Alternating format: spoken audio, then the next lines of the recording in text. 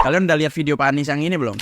Teman-teman pernah lihat berita tentang gelombang PHK? Dan baru setengah tahun ini, 2025, sudah lebih dari 42.000 orang kehilangan pekerjaan. Nah, solusinya yaitu apa? Menciptakan lapangan kerja yang bermartabat. Nah, Pak Anies bilang baru setengah tahun 2025 aja udah 42.000 orang kehilangan pekerjaan. Terus katanya solusinya harusnya bikin lapangan kerja yang bermartabat. Masalahnya, apa nggak tahu ya kalau sekarang itu justru lapangan kerja baru udah banyak dibuka? Mari kita bahas.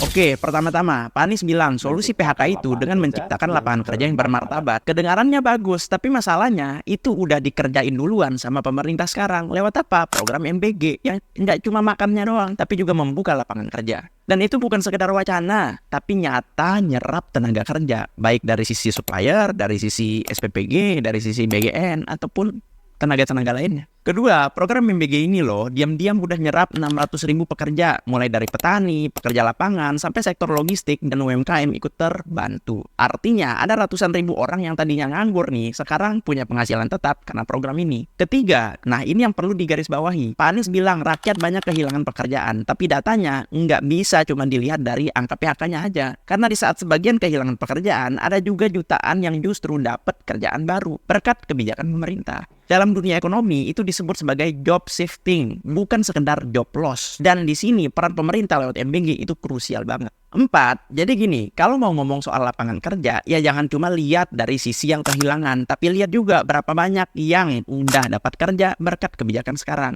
Jangan sampai kayak kemarin, bilang sistemnya bobrok, tapi juga nggak bisa lihat berbagai faktor lain, misalnya dari mahasiswanya, dari orang yang memang nggak capable, atau masalah HRD dan lain sebagainya.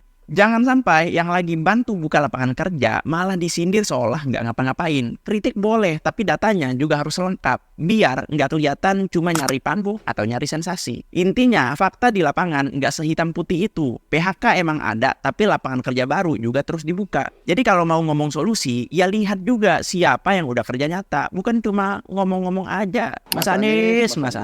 Gimana menurut kalian? Jangan lupa follow.